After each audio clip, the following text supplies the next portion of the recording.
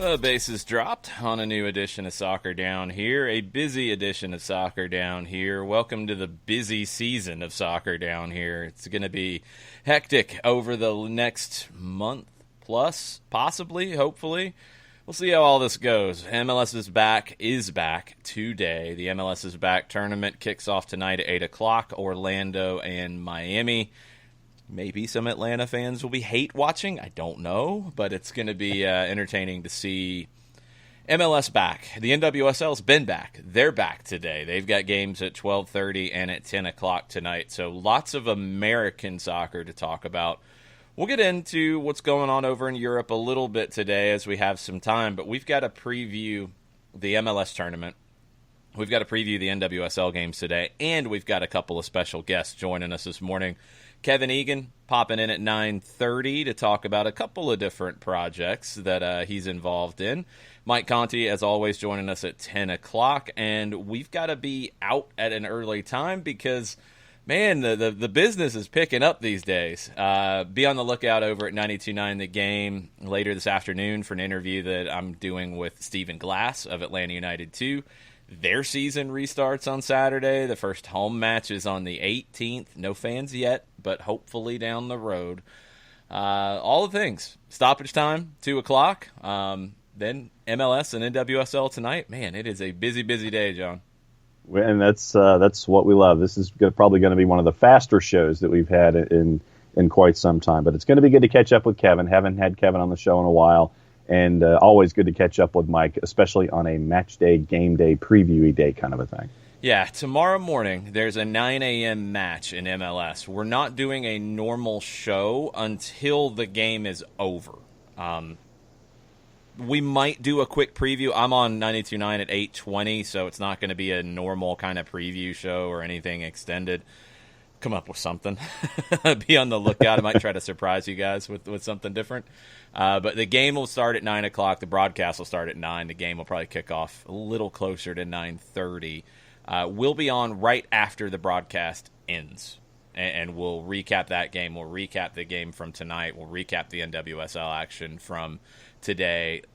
That's going to be the schedule. It's going to vary a little bit day to day, and I know that's confusing. I know that's a pain, but we don't want to do shows opposite MLS matches. We'll be involved in talking about those matches on Twitter and such, but we want those games to get watched, and then we'll come back and we'll do our show afterwards. So that's what we're here for.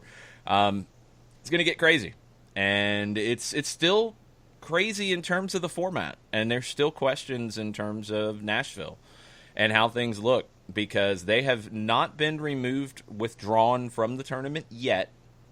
Basically, they've been put on hold. Their first game has been pushed back. Not tonight. We will see what happens. The drumbeat is getting a little bit louder, though, from some different folks. Even the anonymous account out of possibly the bubble or outside the bubble, or who knows. There might be a bunch of people in and out of the bubble. Who knows? But the drumbeat seems to be growing a little bit that maybe there's some trepidation about Nashville remaining in this tournament. Dallas is out. They had a bunch of positive tests. Nashville has had a bunch of positive tests, not as many as Dallas yet, and they have some inconclusive tests, which are problematic. If you're paying attention to the big story here, which is just the virus as a whole, inconclusive tests or slow testing results, it's becoming a big issue, and it's becoming a big problem. I don't know if there's an easy solution. I don't know, but it's kind of mind-blowing that we are not just here because of needing a lot of tests because of the issues, but the fact that the testing hasn't seemed to have improved since the beginning of this. It's making it difficult, as we've said about all the leagues coming back. You can talk any sport, you can talk any league in this country, any group in this country. The testing is critical to being able to do this safely, and now the testing is a little bit slower than it was supposed to be when things got started. Yeah, I mean, all you have to do here locally is look at what the mayor of Atlanta was mentioning on her social media, where it was 8 days for her to get an answer from her COVID-19 test. And, you know, it's disappointing, you understand, we talked about backlogs yesterday when it comes to other sports and having that funnel heading to one particular location. So, it is part of the discussion that has to be thought out here as a variable that you hoped wouldn't be a part of the discussion, but sadly it is right now. It has to be. There's just no way around it. A couple bits of MLS news off the field at this point.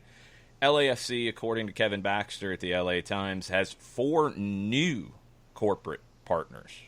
That's impressive right now because it's not easy for a lot of organizations to find new partners. They found them. Patria Energy Arriba Chelada is one. The Los Angeles Department of Water and Power is a second one. Panda Express is a third one. Power Crunch is a fourth one. All of those are starting now. That's money in the door. And look, LAFC already got a lump sum payment from Bank of California in terms of the stadium naming rights. They got out of that deal going long term, but they got a lump sum ahead of time with that. Now they can go sell it again starting next year. LAFC financially is in a really good spot right now. They're going to be just fine dealing with all this. Yeah, and I give LAFC a lot of credit because of the variety of the sponsorships. Mm-hmm. It's not just in one direction. When you're involved with city agencies, when you're involved with restaurants, when you're involved with all these different ideas, I mean, you have to give LAFC a lot of credit, for the continued pursuit of sponsors where we currently are economically, and the variety with which you're bringing in sponsors that are attracted to your product. What I want to know is if Carlos Vela has a hat trick, do I get $3 off my black pepper chicken at there you Express? Go. Because if I do, I am all in on that. That black pepper chicken is really good. Well, can I get $3 off my water bill from LADWP? No, that ain't happening. You're crazy to think about that one. Come on now. They're not going down that road. Glenn Davis of Houston, but he also, his Soccer Matters show is broadcast in Austin as well, and they have a show tailored to Houston, a show tailored to Austin. So he's getting deep into the Austin FC news, and this is a big one. Vincent Janssen of Monterrey Rayados is the latest name being linked to Austin FC. The release clause on him is reportedly between $18 to $20 million. Remember, you don't necessarily have to pay that release clause if you negotiate it down, and that would be the top end. You don't want to negotiate, that's what you're going to pay. You're probably going to be starting those numbers around 10 to 12 million, I would think, and trying to see if Monterrey will bite. I don't know what Rayados' financial situation is right now. I don't know if they are in dire straits. I don't think so. I think they have pretty strong ownership. I don't think they're in a spot like some other Mexican clubs might be. So I don't know if they have to sell. But Janssen hasn't been the world beater that I think Rayados thought that he might be coming into that league. He hasn't been like their crosstown rivals Tigres and scoring with Gignac. You know, it hasn't been to that degree. So maybe they're willing to make a deal. But that's a bold one from Austin FC to go after. And there's also reports out of Paraguay there could be another Paraguayan player from Guarani coming into Austin FC to join the signing they already have. Austin's getting aggressive. And, hey, you love to see it. And I know that there's probably some hate tweeting going on out of Columbus because of the ownership. But, hey, Austin wants to play out of the blocks. And by that, I mean they want to be competitive out of the blocks. And you're seeing signings. You've seen one signing. You've seen interest. And so, all right, keep bringing it. And I just want Matthew McConaughey's. I want his response to these signings. He's going to be excited when they happen. Well, we'll see. If Vincent Janssen happens, who knows? He might be in McConaughey's next flick. I don't know. That'd be sweet. Soccer America had a quote from Giovanni Savarese, and I think it's important to keep these things in mind during the MLS's back tournament as well. It's come up a lot about family and how to deal with being away from the family and what clubs can do. And for Portland to be thoughtful like this for their players' families, I think is a credit to the club culture that they've created. Savarese said that every family has different needs. Some are receiving food directly to their homes. So they don't have to go to the supermarket. Some are getting nannies. Some are getting people to clean their house, making sure if someone needs transportation. We have at all times people back in Portland making sure that everything is taken care of. Yesterday, we had a meeting with the families asking how we can continue to help. Is there any concern? And from that standpoint, I think the club has done a great job. If you know of Gio's history, this is no surprise that he would make sure that these types of things are happening. This is a guy, I had a chance to catch up with Jimmy Maurer right before he went to Dallas. You know, Maurer's a local guy, and he played for the Silverbacks here. And Maurer was telling me about the last season of the Cosmos. Remember, going into that last season, they shut down. They were out of business. And Rocco Camiso came in and bought it and revived it. Well, during that time, I mean, it was about a 6 to 8 week period where they were shutting down and then restarting. Gio basically worked himself into the hospital, trying to first make sure every one of his players that had been with the team had somewhere to go, had a team. Like, he was calling people. He was trying to find a spot for all of his players. And then when it came time to rebuild, it was okay. Now restarting a new team. He went into the hospital for exhaustion. The guy gives everything he has to this. I love his passion, and I love that it's not just on the field. It is truly about the well-being of his players and his club. And I have so much respect for Giovanni Savarese, and this is excellent to hear that the Portland Timbers are being very intentional about the way that they're helping their players who are at the tournament. And it's stuff that takes a depth of field when you're thinking, because, and I give them a massive amount of credit, because, I mean, it's the day-to-day things that folks need. And, you know, a lot of folks may sit there and say, okay, you need help here, but the fact that attention to detail and that depth of field, that depth of thought to understanding each individual player, each individual family, and what they need, I just think that that's really cool that you're having that much thought and consideration into each of your players, and it shows and reinforces how much you care about them, not just as athletes, but as people and as a part of the greater family that you have as a part of your organization. It's very important, and Portland's done a great job with creating that culture. He's a guy you want to play for, you know, and when you have that go through a club, it's a club you want to play for, and it's a credit to the league. You need more of that, and hopefully others are paying attention and following the lead of Giovanni Savarese and the Portland Timbers in this regard. All right, we've got about 15 minutes before Kevin Egan joins us. Let's talk very quickly about how this tournament looks at the moment. Right now, Nashville is in, but their first game has just been postponed. That could change. If that changes, I wouldn't be surprised if Chicago moved into Dallas's spot and then it's 24 teams and it's 6 groups of 4. That's easy. That's a easy format to have. Yeah. If that doesn't happen, I want to know how they get the group that Dallas is in, or was in, Group B, how they get them 3 games, because they're going to want to get Seattle and San Jose and everybody 3 games. They've got to figure that out. Ricky Ricardo's given us his picks, and he did revise them after the Dallas situation played out. Ricky's got, in Group A, New York City, Philadelphia, Orlando getting out, Seattle and San Jose in Group B, Toronto and New England in Group C. We'll come back to the wild cards. Sporting and Minnesota in Group D, Atlanta and Columbus in Group E, LAFC and Portland in Group F. Wild cards, he's got Montreal out of C, Colorado out of D, and Galaxy out of F. What do you think? Okay. So I think he's there. I like NYC and Philly out of A. You think he's there? Well, no, No, what that means is I think that he's on the right track. I probably have a couple of points where I would probably disagree with him. Well, that's what I'm asking. What are they? I'm analyzing, sir. I know we've got 12 minutes or so. So NYC, Philly, Orlando. It's like Orlando. I think that I'm looking. Well, of course, I'm also assuming that Chicago is going to maintain in Group A. So. As of right now, I would probably have, as things stand in groups without anything shifting, I would probably have Chicago over Orlando in A. Group B, that one's going to be interesting. I've got Seattle and San Jose there. Group C, Toronto, New England, DC, and Montreal. I I'll go with DC over Montreal in C. And of course, when Kevin and Mike come on, I probably will end up changing my mind all over again.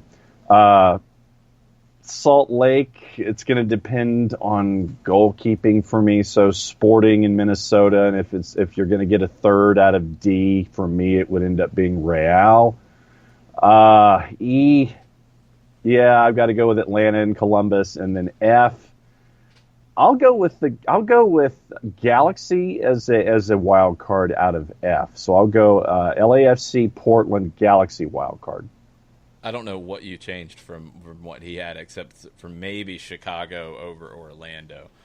I think Ricky's got it pretty much dead on. When I look at it, I agree with him in F that Portland will get through as an automatic. I think LAFC will get through. Could missing Carlos Vela affect where they finish? Yeah, potentially. But I think they get through. I don't see the Galaxy jumping over LAFC or Portland to get through. Yeah. E, I think it's Atlanta, Columbus that are a cut above the Red Bulls in Cincinnati. I don't think it'll be easy, but I think those are the two that should get through. D, I think it will be Sporting in Minnesota. I do think they're a step ahead of RSL and Colorado. I like Colorado as the wild card out of D if it happens. Yeah. C, outside of Toronto, and I don't think Toronto is necessarily a lock. They get Michael Bradley back, but they won't have Josie Altidore early on in the tournament, or he'll be coming off the bench. I joined the team a little bit later. And they've made it clear they're going to manage his minutes this season. Josie Altidore is not going to play 90 minutes every game. They're going to manage that. He's going to be on the load management schedule. So not expected to start game one. We've seen Toronto be fine without that. They got to the MLS Cup final last year. Alejandro Pozuelo can play as that false nine. It does change the way that they function a little bit. They get Michael Bradley back. That's going to help them a lot. They started out pretty well, though, even without Bradley. So Toronto will be going through. I don't know if they necessarily win the group. Montreal's been the biggest surprise out of that group so far this season. DC's maybe been the biggest disappointment.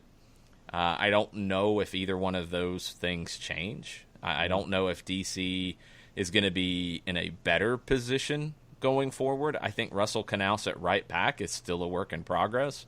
I don't know why they play Flores wide and Gressel central. I think they should flip that.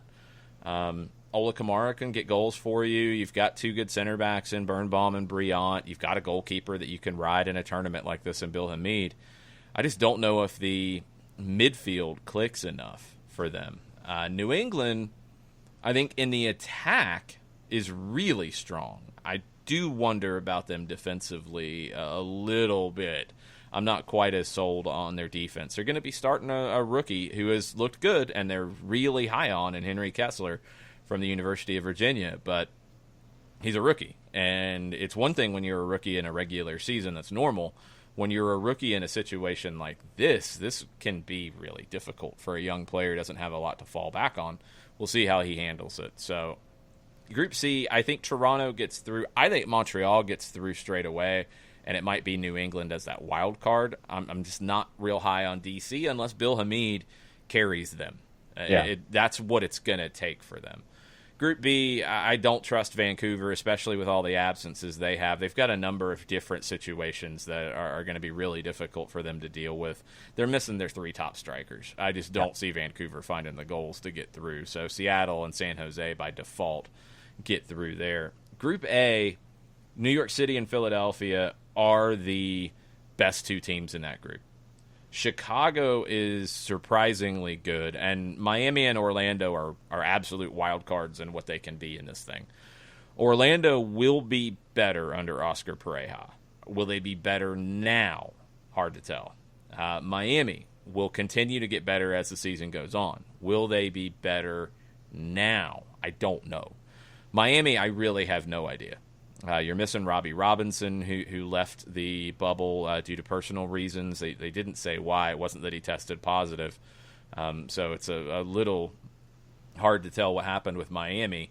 But you do get Julian Carranza back, and he was very promising with Bonfield in Argentina. He's back healthy now. He'll help them up top. But it's an expansion team. Just, how fast does it come together? Nashville's going to be in that same situation, even more accentuated with not being able to train as regularly because of this, and that's if they stay in and they play. Chicago really surprised me early on. Chicago and Montreal were the two teams that surprised me the most from a positive standpoint early on in the season, and Chicago's got a lot of players that had joined them late in the offseason, preseason, and hadn't factored in at all, or hadn't factored in very much in the case of Gaston Jimenez. They're all going to be ready to go. So this isn't even going to be the Fire team that was impressive in the first 2 weeks, that nearly got a result in Seattle in week 1 and did come back to get a result in New England in week 2. This is an even better team than that team that was better. So I don't think it's out of the realm of possibility for Chicago to get an automatic spot here in the top 2. I think Philadelphia, some questions about Sergio Santos' health, and it doesn't look like he's going to be ready to go 90 early on. And I still want to see Philly in a few games to see how they look without Harris Medunjanin. Yeah. He was such a focal point of that team in building possession last year. You remove that, who picks up the slack? And I don't know if they've answered it yet. It's going to look different. It's going to be a different kind of Philadelphia Union team, but is it going to be better? I don't know. And without Santos, you could be going to a homegrown player to pair up with Kasper Shabilko, or you're going to change the shape. And Philadelphia last year, when they changed out of the 4-4-2 diamond and went to that 4-2-3-1, it was all on Ilsinho if he was on for that to work. When he wasn't, it was ineffective. So Jim Curtin's got a tough spot here. I'm going to go with, because of Santos' injury, I'm going to go with Chicago getting into the top 2. I think New York City will win that group. I think Chicago will be number 2. I think Philly will be number 3. Yeah. It would not shock me if Orlando got through as a wild card. It would surprise me a little bit if Miami did. Yeah. Orlando, I think, can do enough to get that wild card spot. We'll have to see if they get it. But I think Chicago gets the number 2. So my differences from Ricky's predictions: Chicago 2 over Philly, but those 3 go through. Group B is the same. Group C, I think it's Montreal as an automatic, along with Toronto. New England as a wild card. Group D, I'm the same. Group E, I'm the same. Group F, I'm the same. Although Group F, I do think LAFC will still win it, but I don't think they'll win it as dominantly. If Portland got 1 and LAFC got 2, I wouldn't be blown away by that. The Galaxy have got to show they can score goals. Yeah, they lost to Vancouver in week 2. They only got 1 in week 1. They have not looked good in the attack with Chicharito. It looks like they're still playing to Zlatan and just pumping in crosses, and that's not all of Chicharito's game. So that's got to change. If Christian Pavón has a big tournament, the Galaxy will be fine. There's a lot of teams like that. If, for LAFC, Brian Rodriguez has to step up to not fully replace Carlos Vela, but offset that some. Pavón can carry the Galaxy. Diego Valeri, he can still carry Portland. We know with Atlanta, Pity Martinez, Ezequiel Barco are going to be keys there. Lucas Zelarayan, a lot of pressure in Columbus. For the Red Bulls, Florian Valot could be the difference maker for them. I think Kaku will be what we've seen from Kaku, but Valot would give them a secondary playmaker that they really haven't had in a while. Be interesting to see if he can get that top form. He's coming back from 2 different knee injuries over the last 2 years. Cincinnati, you had some hopes about them being competitive here, but now with Jurgen Locatia's injury, I don't know what they look like. So we have to see what Jaap Stam can dial up. Sporting Kansas City, no Felipe Gutierrez, but, man, they've scored a bunch of goals already this season. I think they'll be just fine. Gadi Kinda is the one who can put them over the top, one of their new signings this year. It's going to be fun to see so many new faces, or somewhat new faces. There's a lot of players who we haven't seen in the first 2 weeks of the season. And that was a long time ago anyway, but we didn't even see him. Chicago, Gaston Jimenez didn't start, but Ignacio Aliceda, coming from Defensa y Justicia in Argentina, really good young winger. He didn't play the first 2 games. you've got players, key players, in a lot of teams that are going to be making their debuts in this tournament. Yeah, you've sold me on Chicago and the Palace intrigue involving them.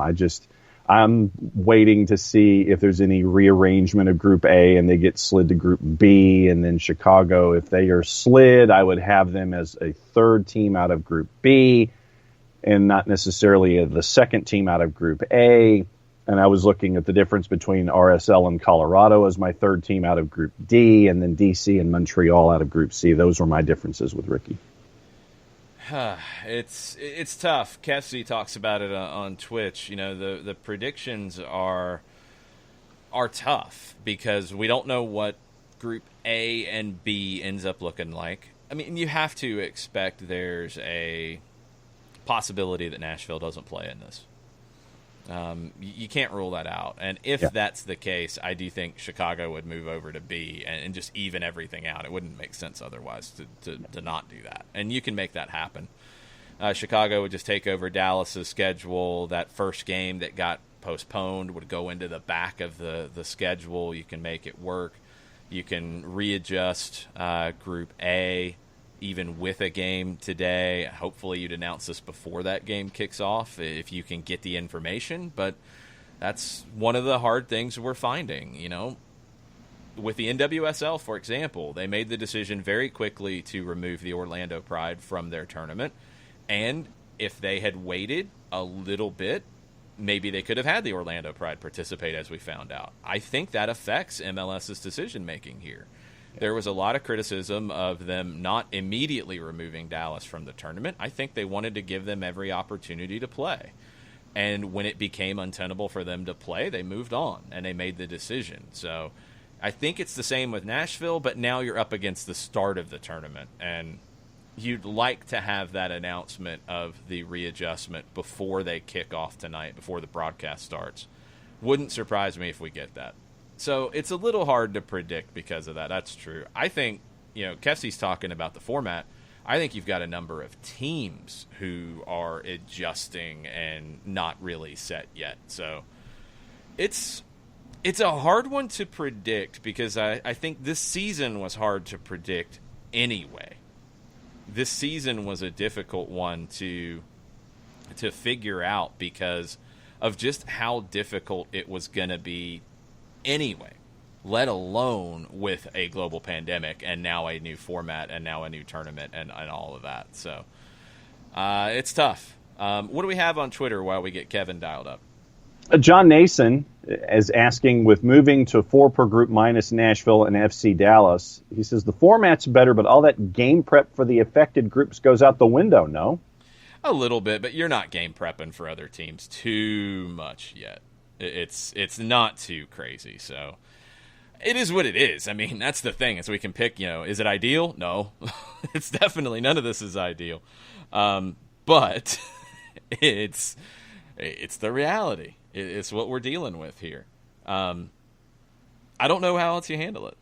You know, I mean, you're not going to make the tournament format be worse because of game prep. You know, there's only so much you can do. Tafka's money is on Nashville bowing out and Chicago moving to Group B.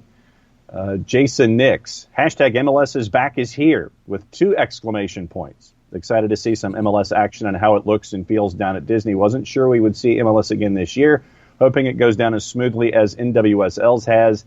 Yay, soccer, with like 7 A's. Yeah, so we've had soccer, so that's good. I do hope they learn from the NWSL, and I do hope it goes as smoothly. It's been, like, we've talked about this, it's just been really weird to see the reactions from people about NWSL back, good. Yeah, they had a team drop out. It's okay, it's good, everything's good, yes. They have a coffee truck coming in and breaking the bubble, I guess. But yay, it's good. Unless the truck stays and that individual brings in the supplies on a daily basis, and then you got to wonder about that individual. But that's the same thing everybody complained about with the food.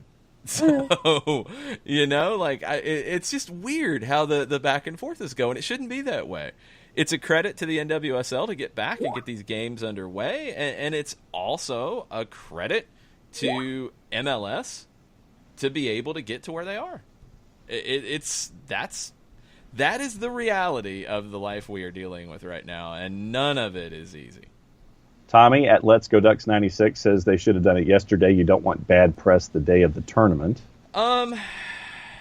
Again, I think they didn't want to yesterday because they want to give Nashville every opportunity to participate. They might not have that ability to. Honestly, I think if they announce it today, it will kind of get lost in the shuffle, and I think people are expecting it anyway. Yeah. So, I don't know. I don't know what the best way to handle this is. I don't know if there is a blueprint here. It's a lot of figuring things out on the fly, just like Skype sometimes is figuring things out on the fly. And we got Kevin Egan on the fly right now. What's up, Kevin? Hey, guys. How are you doing today? Doing good. Battling some technology. Could have sworn I had you on here, and you didn't pop up, so we got it sorted out. All good, all good. So MLS is back today. We've got a big trivia night tomorrow night. Exciting times here in the ATL. Yeah, I mean, I'm excited about MLS is back. I'm excited about the tournament. I think it's a really interesting format, and the games will have a little more juice to them than they would have if they just came back and played a set of regular season games. I think it adds the intensity to this thing. Yeah, absolutely. There's so many different factors to break down with this thing. I was thinking this morning, actually, a lot about even the players, their mental health. Keeping an eye on guys in a bubble for that amount of time and making sure that they stay fresh. Like if you consider a player and what routine they would go through in the build-up to, say, for example, a home game. And let's say you're a guy who's got a family and you're used to, like Laurentowicz might bring his kids to the playground the day of a game. They might do certain things. And next thing, you've got a game at, 8 or 10:30 at night, and you've got the whole day to sit around in preparations for a game. From speaking to players, that's one of the toughest things, is when a game is so late in the day and you've got all day to think about a game, to watch film, to try and maybe play a PlayStation or watch movies. You can't do a whole lot. No. You've got to rest. You've got to lie in and take naps and do what you can to make sure you're fueling your system in the right way. So I think that aspect is important. It's probably not getting discussed too often because it's probably boring to the average punter who just enjoys the game. But for the players, I hope they're doing okay. And on the other side of things, as an Atlanta United fan, I'm just intrigued to see what Frank de Boer rolls out there. I look at Real Madrid these days, guys, and I see they've got about 14 or 15 options up front. And that's what I see with Atlanta United on the flanks. There's so much competition now in wide areas for Atlanta United that I'm really intrigued to see who takes the bull by the horns and who can be the one to really step up and be that shining light, whether it be on the right or the left. Or if Frank de Boer does what Zinedine Zidane is doing right now and completely rotates. Kevin, I was going to ask you the shiny object foot soldier question. I know that we're all looking, for where Atlanta United is concerned, at folks like Pity and Barco and putting them at the forefront. But what about, you mentioned the guys on the wings, but who are some of those other foot soldiers that you're really looking at that could make an impact for Atlanta United in this tournament? Oh, well, where do you start here? Obviously, George Bello is someone that I'm really intrigued to see. Fully fit, ready to go. I'd be shocked if he doesn't start against the Red Bulls. I'm also mad keen to see Manu Castro and see what he has to offer, because we haven't had a chance to see him yet, really. A few minutes, but nothing in Major League Soccer play. He's someone who's a terrier. I think he's going to have that classic Uruguayan approach of being fearless, but also hopefully that little bit of ingenuity further forward as well to carve out opportunities. And that's going to be the key in all these areas. You look at guys like Jake Mulroney, Brooks Lennon. There's so many competing for these wide spots that if a player can prove that he's equally good at creating those opportunities and swinging a ball in for Joseph when he's back, or Adam Jan, whoever it is, and then defending on the other end, that's going to be the key. I know that's stating the obvious in many ways, but it's a difficult thing to master. And so it's something, for example, that, say, Julian Gressel did very well. So I'm massively intrigued to see if the likes of Bello and Castro can take those spots. See, I'm glad you mentioned Castro, and I want to pick your brain on this one because it's something I've noticed in the NWSL back, and I've noticed it in some of the different games from Europe that I've watched. The players with that personality on the field, like a Castro, you call him a terrier. Eric Remedi has that as well. I think he's going to stand out in a tournament like this. I've noticed it in the NWSL matches. Those players with that attitude, that bulldog mentality, have really lifted their teams. Have you seen that in Europe? Maybe they stand out a little bit more because of the empty stadium vibe, because of just figuring this out on the fly. It's a completely different element altogether, is playing a game without fans like this. And there's so many players that rely on the fans to get behind them, that rely on that little bit of confidence. That's not there right now. You're going to hear your coaches, you're going to hear the players. So when you have a player mindset, hopefully, that is that Gwen? Yeah, speaking of bulldog mentalities, there's Gwen right on cue. Hey, Gwen, we start talking about Eric Remedi, and Gwen's like, I want in on this conversation. Favorite player outside of Barco.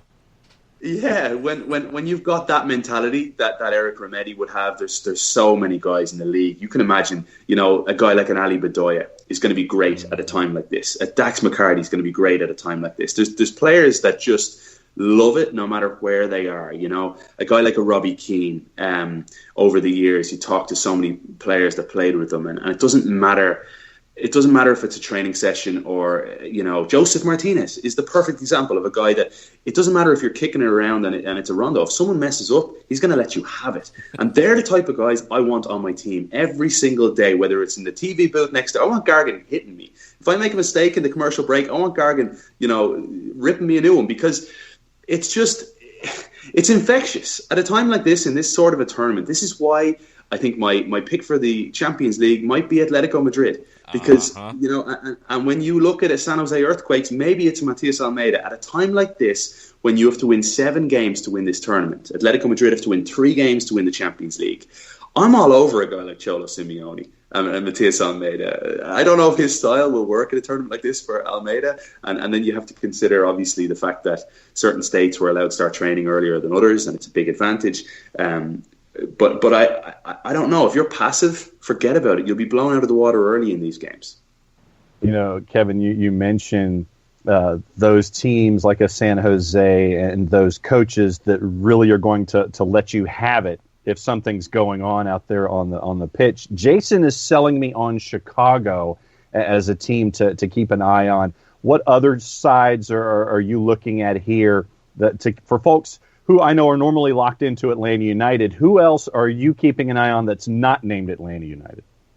I'm actually looking at a game that many people may consider one of the ones that might be a little bit more, I don't think it'll be boring, but two sides that won't grab the headlines like Atlanta United. And that's NYCFC against Philadelphia. I think it's is that game Saturday? Tomorrow morning. Or is it tomorrow morning? Sorry, yeah. It's an interesting one for me because let's go back to the start of the season. NYCFC, a squad peppered with talent, yet off to an 0-2 start. Bottom of the Eastern Conference, new coach in Ronnie Deila.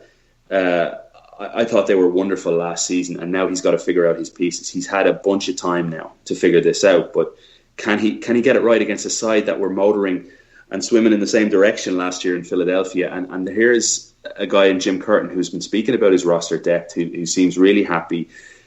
I want to see them kick on because they've just had the best season in their franchise history. Knocked out in the playoffs by Atlanta United, but all things considered, it was a wonderful campaign for a side that don't spend an awful lot of money, that Jim Curtin now seems to be, operating on a, synergy, like 1 + 1 = 3 right now. He's getting the most out of a guy like Shabilko. And if he can continue that, these are two sides that I think could win it, being honest. And it's probably the game that stands out for me the most. I'm fascinated by NYCFC because Deila's just an interesting character. His time with Celtic was fascinating. He was given more time at the start. I remember, a lot of people from Ireland obviously keep an eye on Celtic, and it just wasn't going too well for him. And then it did go well. And now he's a guy with an interesting personality who comes tearing into MLS, and it hasn't started well. And there'll be pressure on him early if he gets dumped out of this group. Yeah, you mentioned big personalities on the touchline. He's one of those guys, and he's one that we don't really know too well yet. But with all of these innovations that we're going to see on these broadcasts, I think we're going to get to know the managers more in this league than we ever have before. Yeah, exactly. And that's the fun part for me. Do you know it's the little things sometimes? I enjoy the crowd noise. I'd probably edge towards favouring with the crowd noise as opposed to not having it. We're not going to have it in MLS's back. But one thing I'd encourage you to watch out for anyone listening, is the pace the players put on the ball. the pace that they put on the ball, it always astounds me. Anytime I get to go out to watch training, and you watch how a PT can cushion the ball that's blasted at him by Laurentowicz, they have to hit the ball at such pace. And it's on these broadcasts now that we're going to hear the sounds of the ball. And it's such a stupid, small thing, but I love it. I'm fascinated by it. And their touch is next level. And you think you can go out to play five-a-side. You go out to Silverbacks Park and you think you might be as good as them. And you think, no, not the case. Gwen's refuting evidence for all of us to the contrary. Gwen's seen your videos, Kevin. She's seen the nutmegs, so she's talking a little trash right now. That's what I said to I believe it was Payson on Twitter a while ago. I'm like, what? A guy gets caught on camera getting nutmegged 12 times, and this is his legacy? Oh, man. The fun from broadcasting from home, right?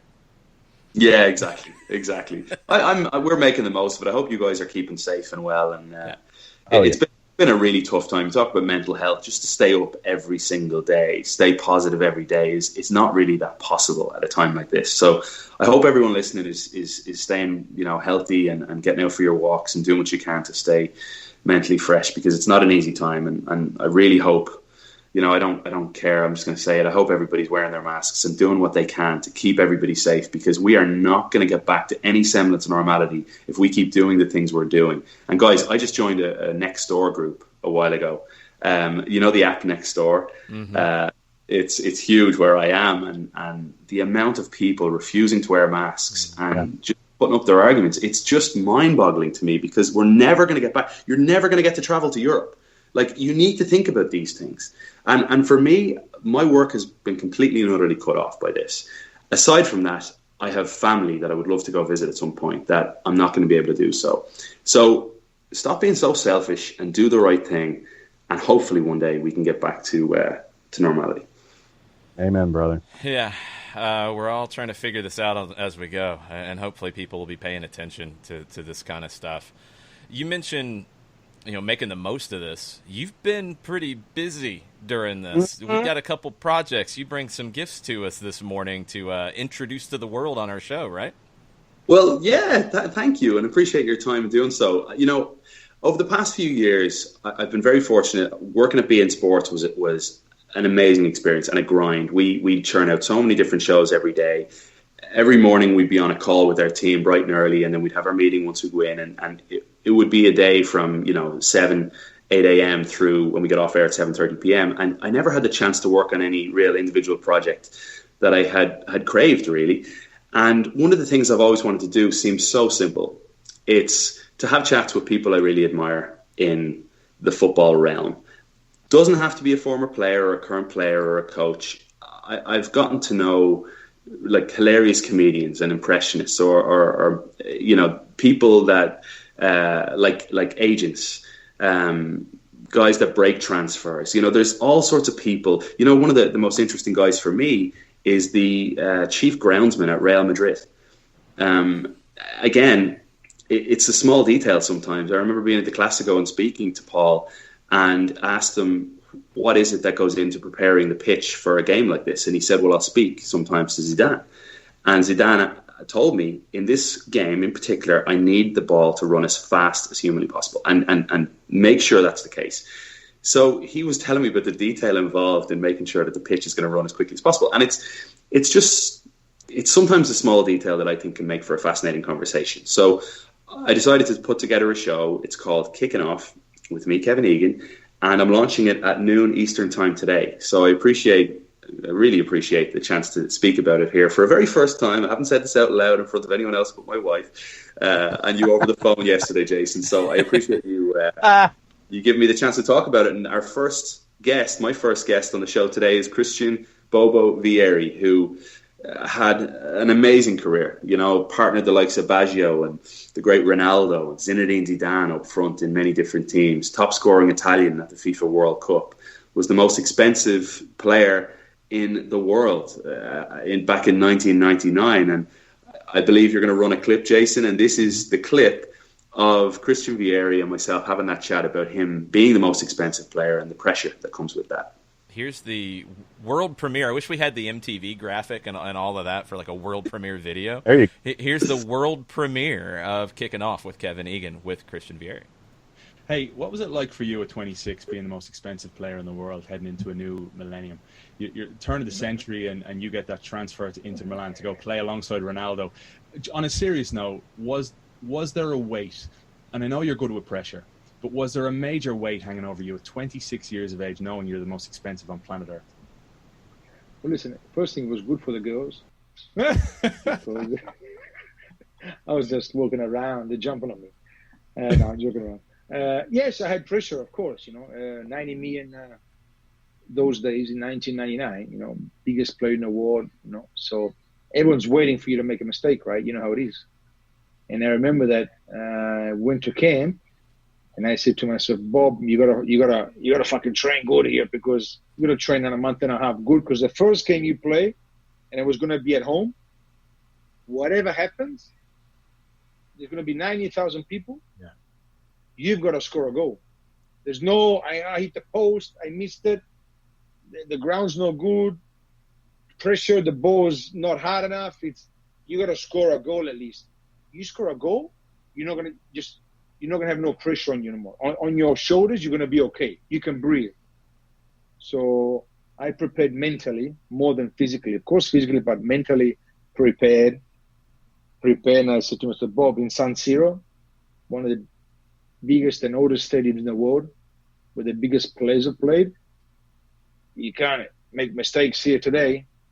You can't find any excuses. You just gotta go in there, be a beast, and score. Score as many goals as you can. So I was lucky that I scored 3 goals first game, a hat trick, and we won the game 3-0. So bit of the pressure off, huh? Bag of hat. Jesus, man. Pressure off, Bobo. Oh, it's crazy, So of course you're gonna have pressure. When you play in those stadiums, you can't make mistakes. You can't stop the ball. If you don't stop the ball properly, you're gonna get 85,000 whistles. People whistling at you. So when you go to those places and you put those shirts on, those number 9s, those number 10s, you can't make mistakes. You're gonna have pressure.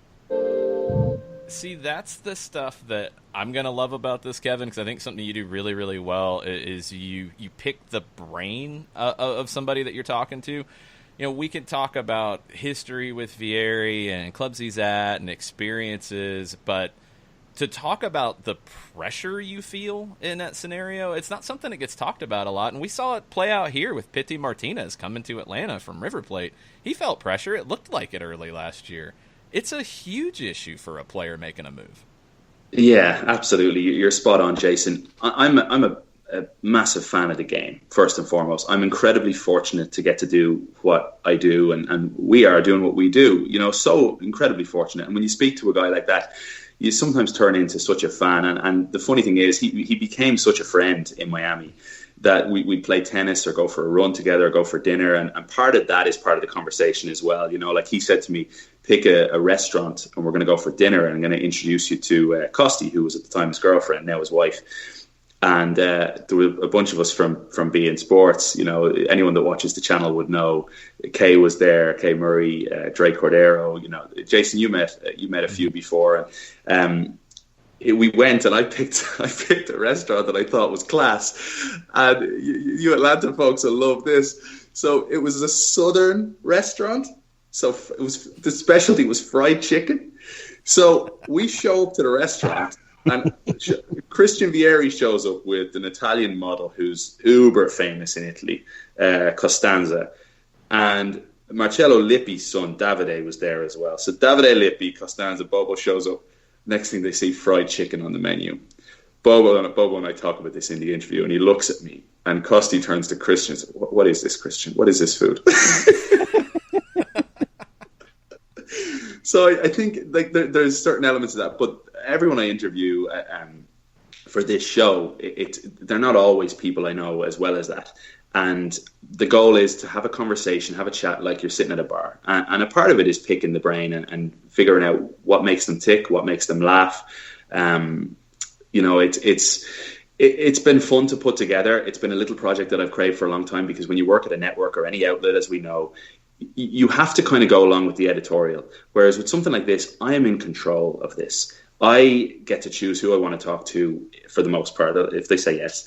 And I've got some great guests lined up, some legends from Major League Soccer lined up, some brilliant guests from around the world, and not always former players, as I've mentioned. So there's some good, fun conversations on the way, and I really, really appreciate you guys bringing it up today.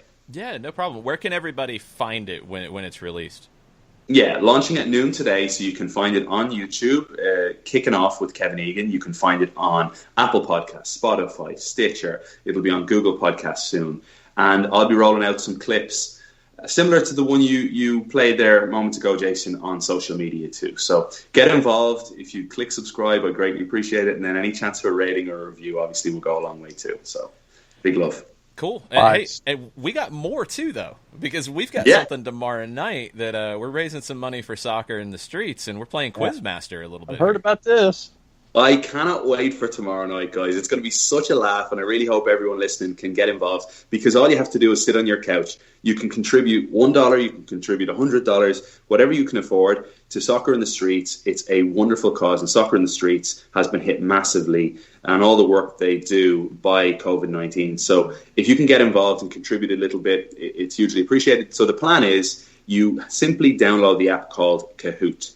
Kahoot, Kahoot, and it's going to be like your buzzer in a quiz tomorrow night. So all you need is Zoom and Kahoot. Ideally, we'd prefer if you could have Zoom on a computer and then Kahoot on your phone to act as a buzzer. It sounds complicated. It's really simple. We're going to give you a link for Zoom, and then on Zoom, I'll share my screen, so it'll give you a pin for Kahoot. Really simple. And then Jason and I take over as Quizmasters. We're going to 72 questions. We're going to have different rounds that range from, Jason, help me out here. We're going to go MLS, we're going to go Champions League, World Cup, but also things like pop culture within the soccer world. Yeah, I've got the pop culture round, and it's been fun trying to come up with some different things about, you know me, I'm going to tie music into it one way or another, but also movies, also brands and some of the different brands around the world we know, stuff like that to try to keep it fun. It covers so much different ground. If you're a big European fan and you're not as big into MLS, you're going to have rounds that you're going to dominate in. It's all multiple choice as well. So it's not something where you're going to end up with a big zero at the end of the night. You're going to be able to even guess your way to some points. Exactly. So if it popped up, let's say, for example, it pops up and says, last American to win MLS MVP. John, I'm putting this one on you. Option A, Landon Donovan. Option B, Mike McGee. Option C, Clint Dempsey. Option D, Eric Winalda. Oh, wow. Let's go with C in your order. See, John will be bottom of the standings already. Well, John will be at bottom of the standings at the night when the night's over anyway, so that's all good. But the point is, you'll get a little bit lucky, you'll get unlucky along the way, and it's to have fun. We'll be able to kind of communicate. For the most part, your microphone will be muted, but we'll have fun. We'll be calling people out. So I want to see, the journalists in the area. I'm calling you out. Joe Patrick, Felipe Cardenas, everybody. Get tomorrow. The Jay Riddles of the world, the Ali Cupertinos, Katie Weaver. I want you on this show tomorrow night. Kelly Francis, be there. So let's be having you tomorrow, 6:45. Get on Zoom. Contribute what you can, but most importantly, just come on, have fun, and as a community, let's get together to raise money for a great cause. Yeah, it is tomorrow. Go to Soccer Streets on social media accounts. So you can also find it on my account, on Kevin's account, how you sign up. You just have to make a donation.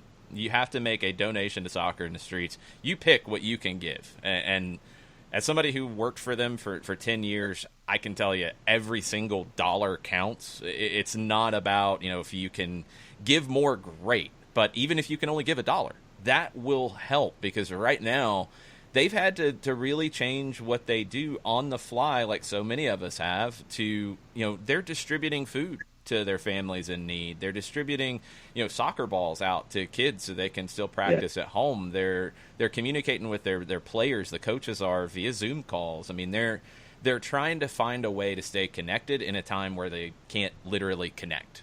And it's just, for me, I'm so impressed with the work that they're doing right now, which is harder than anything the organization's ever had to do in its 30-plus years. And they're finding a way to do it, but they need our help to be able to do it. Yeah, very well said. So get involved, guys. You know what to do. Join us tomorrow night. We'll have some fun along the way. Crack open a beer, have a cup of tea, whatever you want. And let's have some fun via the beautiful game before we can watch MLS. and just have some chats about the Atlanta United team, the community as well, and make it fun to feel like it's back. Can't wait. And remember the 2 words, Mike McGee. Hey, Hey, Google worked. Good job. It did. All right, Kev, thanks so much for the time, and thanks for sharing that with us. It was very cool to be able to bring the Vieri clip to our listeners first. So they'll be going out to subscribe. We'll get you a good boost off the jump. Guys, you're legends. Absolutely love what you do. Keep up the great work, and we shall chat soon. Chat tomorrow night, in fact. Yep. Thanks, Kevin. Back at you, my friend. Kevin Egan of Atlanta United's broadcast team of Fox Sports South.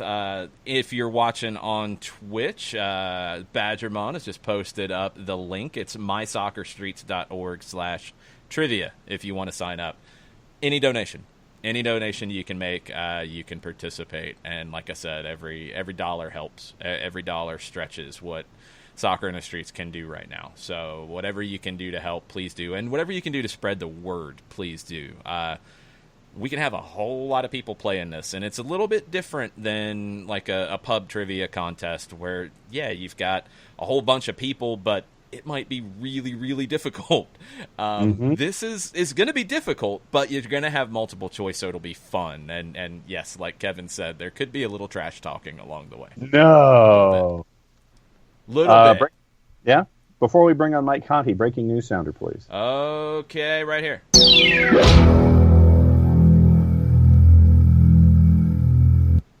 Dateline, Louisville, Kentucky. We have the name for the NWSL franchise as of about 10 minutes ago. Okay. It is Racing Louisville FC. Makes sense. I wonder if they're going to call it Racing or Racing.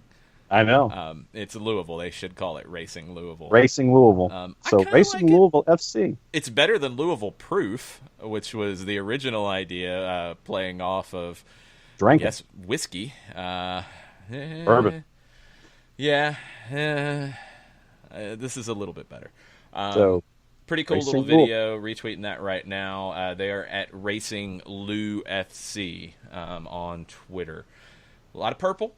Looks like a couple different shades of purple potentially. The video's playing right now. I want to see what they say their colors are, because these colors, the names of the different colors is interesting. Mm-hmm. Lavender.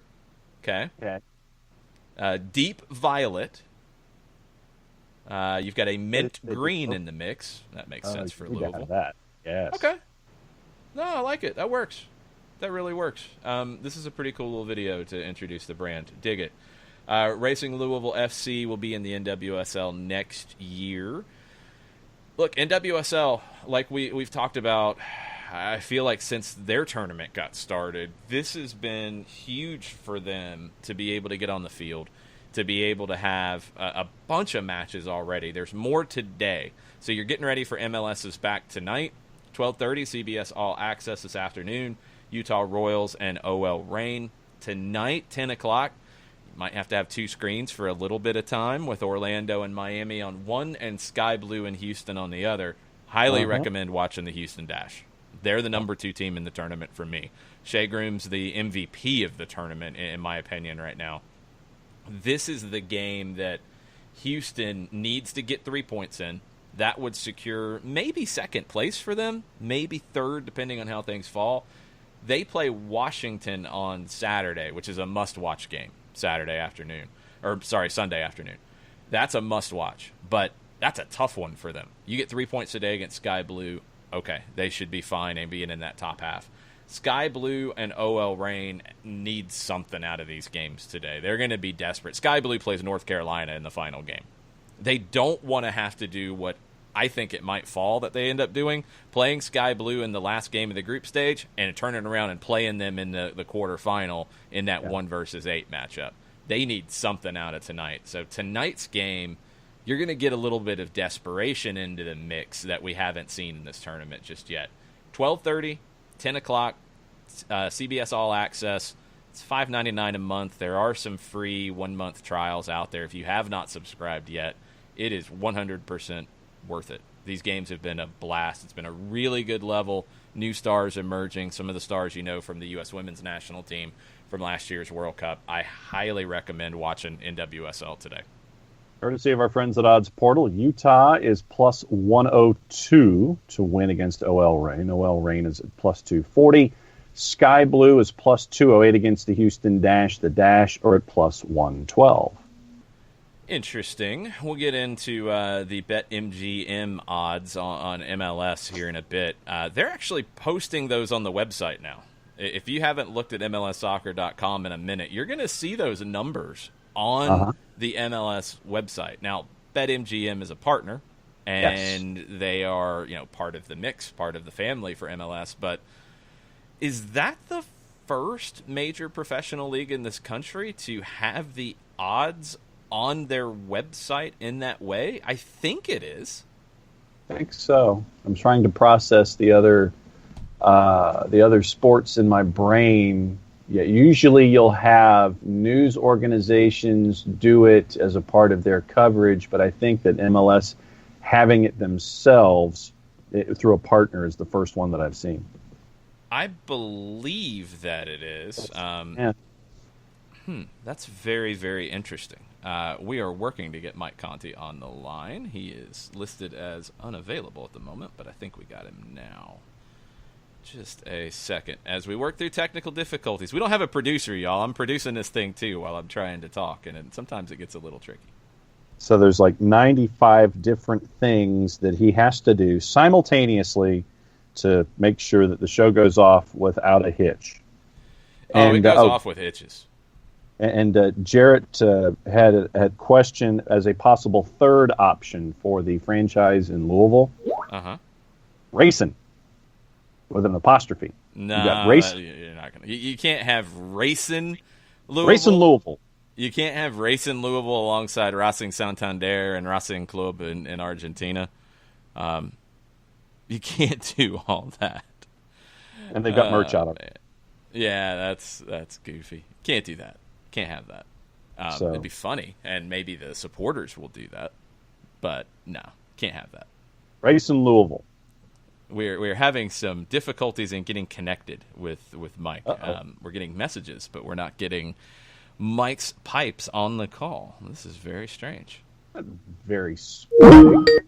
Whoa. Crazy things happening at the moment. How you doing? I don't know what that was.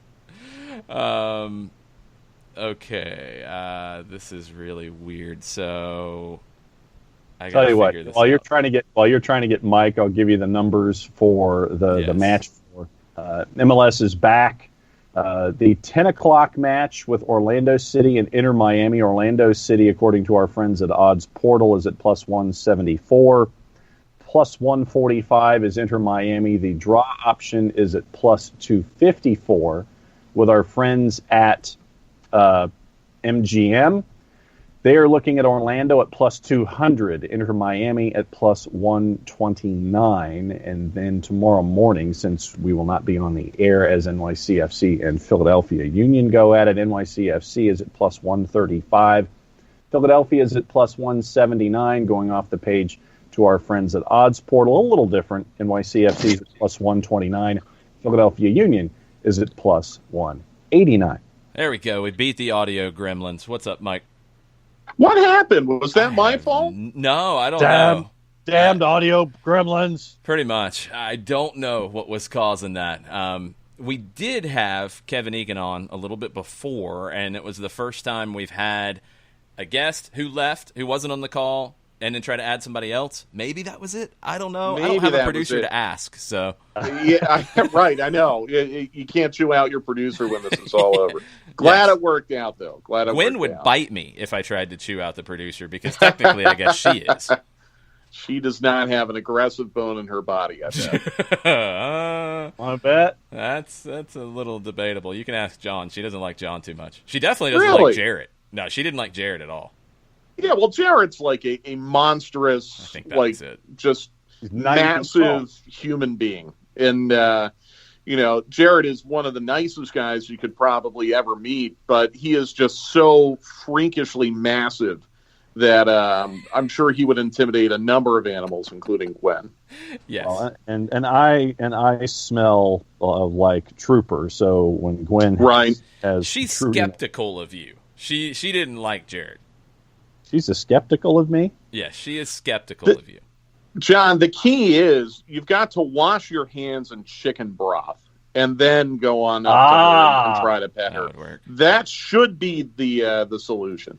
Yes. That would work. Bribery, if all else fails. Bribery.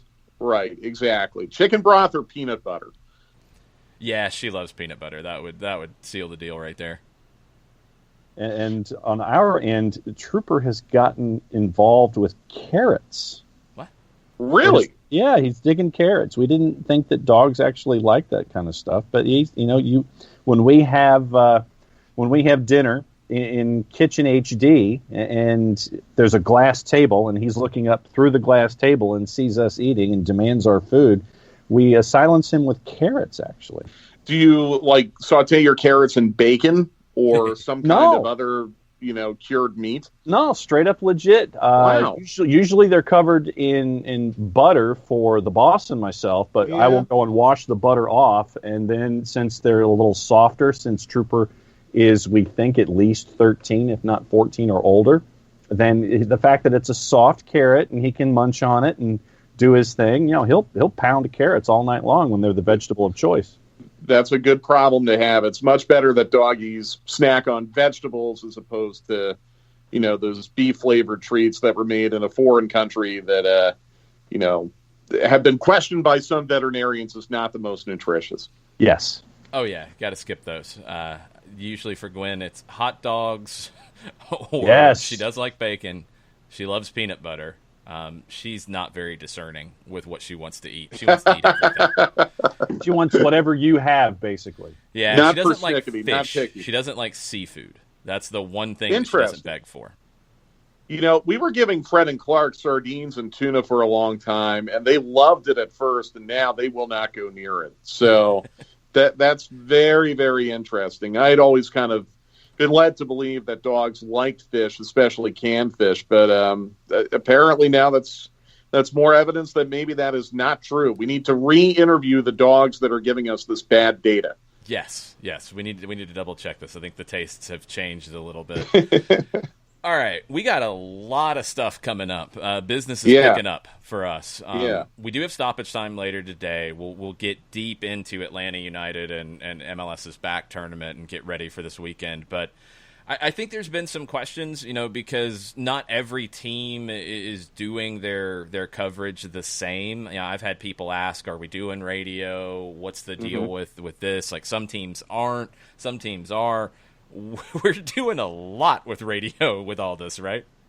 Yeah, absolutely. I mean, it's a regular season match, so we're covering it the same way we would treat any regular season match, and that means Saturday. Well, the pregame at 7:30, as we always do, 30 minutes before kickoff. We'll have the game broadcast. We'll have a full 1 hour full-time report after the match on Saturday night. Hopefully by then we'll know what we have to do to post it to Off the Woodwork. There's a very long story behind that, but we're working on it. It's going to happen one way or another. It's going to happen, yeah. We're going to be on Sirius XM channel 157 like we are for a lot of big regular season matches. I mean, this is back to normal as far as I'm concerned. It won't necessarily feel exactly normal because we won't be on site, but we're treating it as we would any other regular season MLS match. And quite honestly, I'm kind of humbled by the opportunity, and I'm sure you probably are too, Jason. I mean, in a way, we took Atlanta sports off the air on that night in Mexico City, and now we're going to put Atlanta sports back on the air. So, because of that, we're going to treat this very, very seriously and do all the production elements that we usually do for a game. I can tell you that what we typically do before each match on Facebook Live with the club, that's going to be enhanced. And I think we'll be in a better position to talk about that on Friday once we go through our rehearsal and we know exactly who we're talking to and when and what kind of features we're doing. But that is going to be enhanced. We're going to have Facebook coverage after the game, kind of simulcasting what we're doing on radio. And again, that'll be through the club's social media channels. So keep an eye out for that as we get that hammered down this week. It's going to be a unique opportunity because it's weird. The fact that we're off-site almost gives us more avenues to produce some behind-the-scenes content because the club is very, very not concerned, but the club really wants to make sure that they are providing content on as many platforms as possible to remain connected with the supporters because, no supporter is going to be able to be in there. So they're going to use us to help do that. And we're going to be presenting some live interviews through video conferencing that we've never really been able to do before because the infrastructure hasn't been set up, and now it has. So really looking forward to working with the club on that. Really looking forward to getting back to work with you, obviously, Jason. It's been a weird week because it's really been a weird 2 weeks because, you find out the tournament's going to happen. You start preparing. You start getting really, really excited because, we've been absolutely chomping at the bit to get back to work. I don't think we've made any secret of that. And, that excitement has been tempered by the media coverage that has just the media coverage that's been in place about this tournament. I think some people are practicing advocacy journalism trying to get the tournament canceled, quite frankly. I think you've had a lot of fans, mostly of other teams, who've been very outspoken that they don't want the tournament to happen. Then you have the situation come up with Dallas, and now all this excitement has turned into, quite frankly, from my perspective, anxiety. Because we really want these games to be played. I think it'd be a good thing for the city of Atlanta. I think it'd be a great thing for the club. We want to see these games played. And it's really kind of put a black cloud over what should be a very exciting week for me personally to get back to work. But I'm confident that we're going to have a match on Saturday. I'm confident we're going to have a great tournament. I'm confident the tournament will play to its conclusion. I think we've had enough evidence now to pinpoint what exactly has gone wrong down there and how it can be prevented.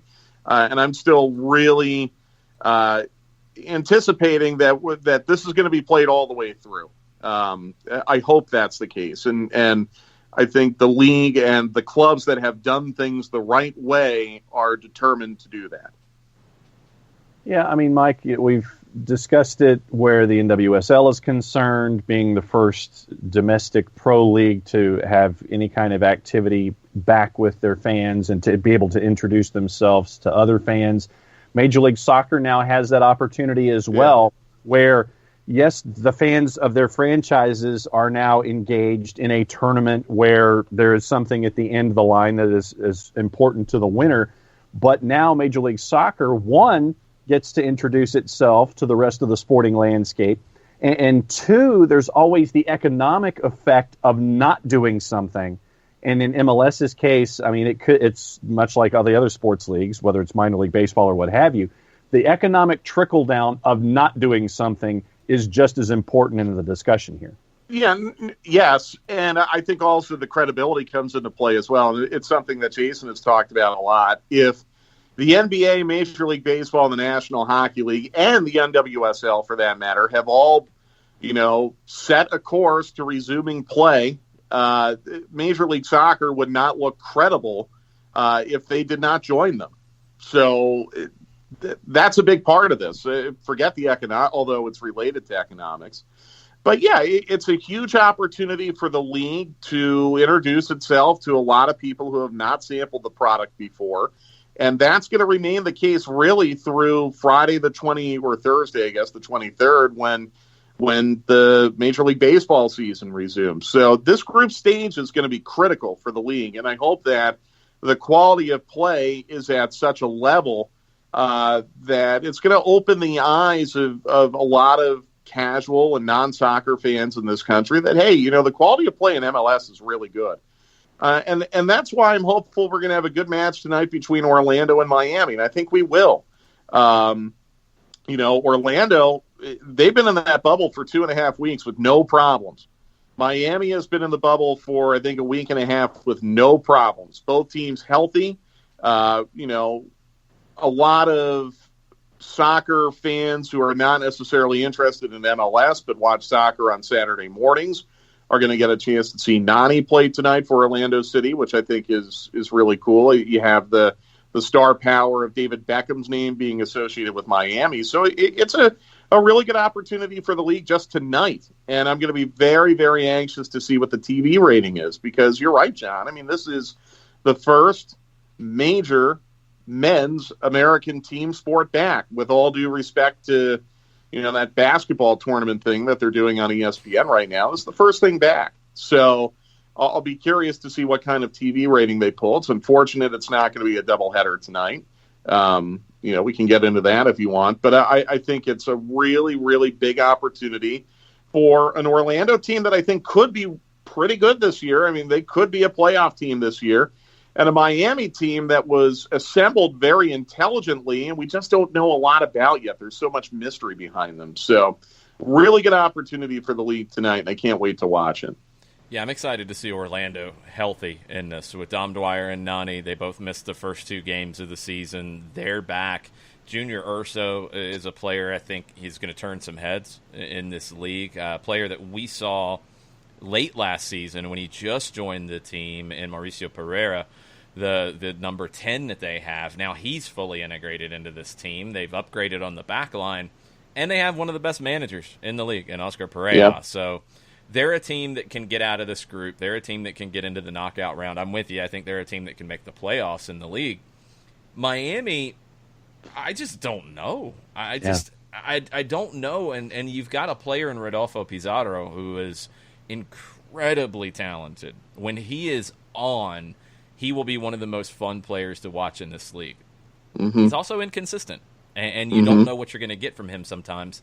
And as we saw with Atlanta in 2017, as we saw with LAFC in 2018, even teams that go out and they're bold and they're intelligent about building a team, you have these ups and downs in a normal season, let alone a season like this one. I have no idea what to expect out of Miami tonight, and that's another reason why I'm excited to watch. Yeah, like I said, a lot of mystery. And I think we're going to learn some things about Miami. It's been hard for us, or hard for me at least, because the first 2 weeks of the league year before everything had to stop, I did not get a chance to watch Miami play. Yeah. We were ensconced in being in Nashville and then, doing the Cincinnati match, but also preparing for Motagua and preparing for Club America and the associated travel that went with it. I have not seen Miami play this year. Well, tonight, for 2 hours, I'm going to get to see Miami play. And I think we're going to have some of those questions answered, and I'm anxious to see it. I'll say again, they were a very intelligently assembled club. Paul McDonough's a smart guy. They're going to be a lot more like 2017 Atlanta than 2017 Minnesota. I think we can all agree on that. They've spent way more money than 2017 Minnesota. I think we definitely know that. Pizarro, as you said, Jason, someone we saw in person with Monterrey last year, dynamic player. But what's the chemistry going to be like? I almost like the fact that, and I know this seems kind of incidental, but I like the fact they have a strong voice in the locker room like a Luis Robles, who's been down the block before, who I think can help to get this team organized from a mental standpoint and on the field in a tactical standpoint as well. I think that will help them in a similar way maybe that Michael Parkhurst was able to help Atlanta United in 2017. And then, on top of it now, you have, I mean, I don't know if it's like a major shot or bulletin board material or anything, but I don't know if you saw Nani going on with Jill and Susanna yesterday on the call-up. I mean, he said Miami's our biggest rival now, and we need to prove it to ourselves that we can beat them. I'm not 100% sure if I believe that he believes that, but as George Costanza said, it's not a lie if you believe it. But that's going to inject a little bit extra onto this match tonight. I mean, if Orlando is looking at Miami as their new Atlanta, I don't think we can really undersell the way that Orlando has played against Atlanta United over the years. I mean, they get up for that match like crazy, and they typically play very, very well, even though they don't get the results. I'm looking for a really, really sharp performance by Orlando tonight. That's just the gut feeling I get. I think they're going to be really, really sharp because they're going to be up for this. And I'll be really curious to see what kind of response Miami will have, especially if they were to concede early. It's going to be different because you're not going to be able to feed off the energy of a crowd or the energy of things that go on in the stadium that you would be able to feed off of if this were more conventional. And sometimes that can be a real disadvantage to a team that's trying to come from behind. So we'll see how it plays out tonight. We have our referee assignments for Orlando City and Inter Miami. Yep. Before I go to my next question, Mike, your man in the middle is Rubiel Vasquez. Your AR1 is Brian Dunn. AR2, Benjamin Hull Volpenheim. Fourth official, Rosendo Mendoza. Your VAR is Alan Chapman. And your AVAR is Kyle Atkins. That's your right. And I know that Guido Gonzalez will be the center for New England and Montreal, but Pro is going match by match on the assignments. They aren't putting out all the match assignments for the week. I think that's a pretty clear indication that, some additional matches are going to be postponed. And there might even be some restructuring of the schedule involving groups A and B. I think that's a pretty clear hint, but maybe I'm wrong. I am really curious to see where this is going with Nashville. Because I don't know. I don't even want to speculate what could be going on with Nashville right now, because I'm sure they want to play. I think Dallas wanted to play, but it's tough. I mean, the league, I think, is very sensitive to the optics of a second team being withdrawn from the tournament. I think that, I'm not saying it's the right or wrong thing to do, but the perception of that would be very costly to the league. Again, with I think some national media that's kind of foaming at the mouth trying to get this thing canceled.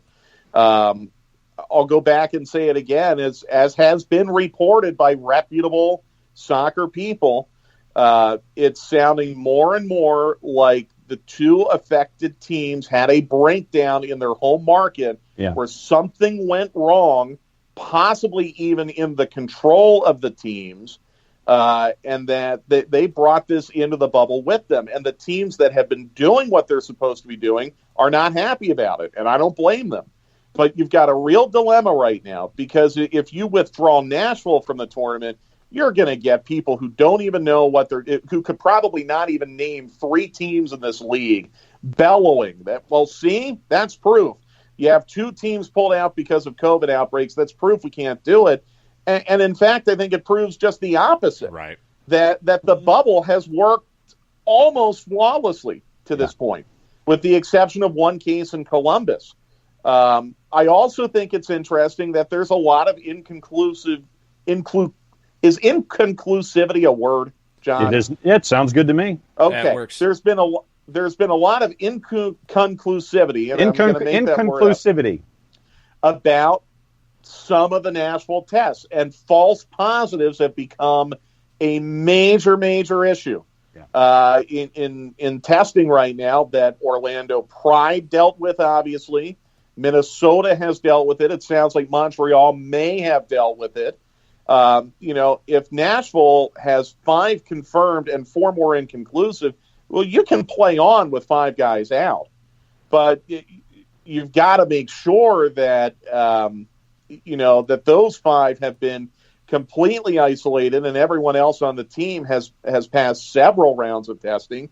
And then you still have to address the training issue that would go along with Nashville not having trained since they got to Orlando. So it's a mess, and I don't think there's a right or wrong answer, but I think the league is very, very sensitive and concerned about, this should be a big deal for the league tonight. You've got the entire national sports stage to yourself, basically for the first time ever. The last thing they want is for that to be derailed by national people who don't understand the protocols, don't understand what's going on, saying, well, see, it can't be done. You've just kicked the second team out of the tournament. I don't think they want to open that door. No, I think they've left it cracked because they have to. They have to be ready just in case. But from a formatting standpoint, in a lot of ways, it's easier if you go to 24 teams because you have 6 groups of 4. That's an easy tournament format, done deal. You don't want to get there because of the perception. You want Nashville to be able to play, but it was widely reported. This isn't anything that's hard to find. It was widely reported that while they were preparing to leave and awaiting test results, they were all sitting on a bus for a couple of hours. Yeah. And that, just from what we know about protocols and about how to handle these things, that is enough to make you question the situation Absolutely. with Nashville. And, you mentioned it, and Grant Wall was the first one I saw with it nationally, that there's some pressure here from teams who have been doing the right thing and teams who have taken this very seriously. Teams like San Jose was the first one into the bubble. Orlando followed them pretty soon after. Others came in and have been there for a couple of weeks doing everything that's asked, training, eating, doing everything they're supposed to be doing. And now the tournament and the perception of the tournament has been changed nationally because potentially a couple teams didn't do everything they were supposed to be doing, and that's frustrating. And I would also add arriving on time. I am really, really wondering, the protocols have been established for a reason. And one of the reasons for those protocols is if you do have a Dallas or a Nashville or even a Columbus. I don't know if the Columbus test was on arrival or happened after they were, a couple days in the bubble. I don't think that's really clear. It sounds like it might have been on arrival, but I'm not sure. Mm-hmm. The reason why they wanted teams down there a certain length of time before their first match is to deal with that.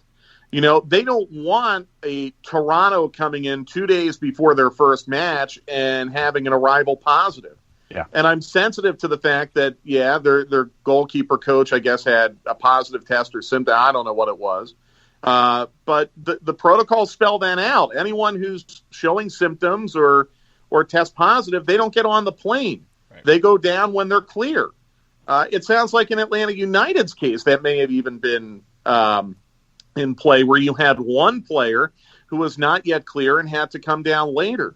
So if Atlanta United's going to follow protocols to the T, and if Columbus and Minnesota and Montreal and New England, Philadelphia, New York City, all these teams who have followed protocols to the T, well, why then does Toronto and Colorado get an exception? And I understand that there are concerns, like Colorado had 2 people test positive in their home market. You don't want to get on a plane if you aren't sure that everyone's going to be cleared. But that's why you start the testing process 72 hours in advance. That's why the protocols were written this way. So it's not just the Dallas and Nashville team. I think there's going to have to be some extensive study on, the outcomes of leaving after you were supposed to. And I know some people will respond and say, well, the league shouldn't be forcing teams to leave at a certain point. Well, the league's not forcing teams to leave by a certain point arbitrarily. They're doing so because that's what the doctors and health officials are saying is going to be the safest. So there's going to have to be some really careful examination of this, because I'll tell you what, guys, I wouldn't rule out the possibility that when this tournament is over, if MLS wants to play on this year, you might be in hub cities. You might not be able to play. In fact, I would say, as it is right now on July 8th, I doubt you would be able to play in home markets as it is today. Yeah. So you might be in a situation where this tournament breaks, the league breaks for 2 weeks, and then you're putting, maybe 6 groups of 4 and a group of 6 in hub cities to play out the rest of the regular season. I don't. That's just speculation. I haven't heard that. It's an informed guess. But if you're going to hub cities, you're going to have to do this all over again. Mm-hmm. You're going to have to do this all over again, and you can't afford to reschedule more regular season fixtures because teams haven't done it the right way. So this is going to have to be looked at, and they're going to have to find some answers, because I don't think this is the last time we're going to see it done this way in this calendar year. When it comes to the production aspect of seeing MLS is back. I know that you got to talk about what 92.9 is going to do with Atlanta United. ESPN has said they're spending $10 million on the TV production aspects of what we're going to see. Has there been anything that has trickled out about what they want to do that you're looking forward to the most as ESPN tries to pull back the curtain on what we're seeing here? What are you looking forward to the most? They're going to have the ref mic'd up. I think that's a great idea. I wish they would have done that in Europe. I think it's a really, really good idea to have the ref mic'd up. They said they're going to have mics in the pitch. Yeah. I have no idea what that means. That's intriguing okay to me. Yeah. Okay. I don't know how that's going to work exactly. I would hate to see, a square ball check up on an embedded microphone and lead to a turnover and a counter or something like that. So I think the audio elements are going to be intriguing. I will tell you, I am very concerned about hearing about a drone camera. And I only say that because I think what Fox has done on their NASCAR coverage with a drone, it's given me motion sickness, to be honest with you. I mean, it just has not worked. It doesn't provide a stable shot. It's wildly kind of, flying about and panning and tilting and all that. I'm just looking at it from the perspective of I am going to have to describe a game based on the television pictures. We do not get a clean feed in our booth. We are going to call it as it is being shown Saturday night by Fox. ESPN is producing the Fox broadcast, but it'll be Fox graphics and announcers. So if, Atlanta United setting up for a set piece and we have the drone camera, 80 yards behind the play, flying about and zipping and dive bombing into, the referee, it's not going to give me the ability to describe what's happening. And I think it could be a little jarring for the fans. I think the league and ESPN need to be a little bit careful. I like the idea of trying to make the broadcast seem big by adding cameras. It's what we do with the Super Bowl every year. That's great. But I hope they stay true to presenting it as a soccer match and ensuring that they don't do anything too crazy that's going to force us to misplay. For example, the first NWSL Challenge Cup match between Portland and North Carolina. The first goal of that game, they had cut away to camera 4 because the ball was in the corner. You didn't see the cross in the goal because the director was cutting off camera 4 back to camera 1. You never cut to camera 4 when the ball is in play. So those are the little things I worry about. Like I just hope they don't overdo it. They don't try to do too much. But outside of that, I mean, they're going to have a couple days to kind of iron out the production issues. And I like the fact that they're spending the money that they're spending because they're trying to make it look big. That will help the league. But I just hope they proceed with caution. It's interesting. Inter Miami just posted a video getting ready for the match, and they don't have a front of the shirt sponsor yet. Paul McDonald's talked about it. They're working through that. They didn't have it done in place for this tournament. They do have sleeve sponsors. They do have ones on both, so that would make you think that they have a front of the shirt sponsor all but done, because you're not supposed to have sleeve if you don't have the front of the shirt. One thing that had been talked about that we get to see in this video for the first time, they have a... And I couldn't get it. I couldn't get the information exactly right. They have a block under the number. I believe it's with MLS Works and the initiatives that they're doing. And there's a blank space that players can write whatever they want in that space as a message underneath the number on the back of all the jerseys. The Inter Miami official Twitter account's got this video of them pressing the jersey and all that. So it's going to be interesting to see how everybody uses this platform. Jason, is that just for the tournament or is that for the rest of the season? Don't know. It's at least for the tournament. We know that much. I would assume it's probably for the rest of the regular season, but that's a guess on my part. Yeah, I know the NBA is going to let their players do the same, and I think the WNBA is doing the same. I'm not positive on that. The WNBA has more logos, more sponsor logos on their jerseys than the NBA. So I don't know exactly. I don't know if it's replacing the nameplate in the WNBA or how they're going to do it. But This is something we're going to see, I think, quite a bit, at least in the near term in professional sports. So I'll be very interested to see what types of messaging each player will use on their shirts. I think this also reinforces the importance of having kit colors that are visible on TV and to the naked eye. And some teams have done a better job of that than others. This is true. I think, at least in the Miami one, they use a very good black marker to write in the special message. Yes. So okay, that's on good. that pale pink kit, good. so that'll help us. I mean, I'll come out and say it. Like the Gold Atlanta United kits, they're very, very difficult to read. The peach kits were very difficult to read.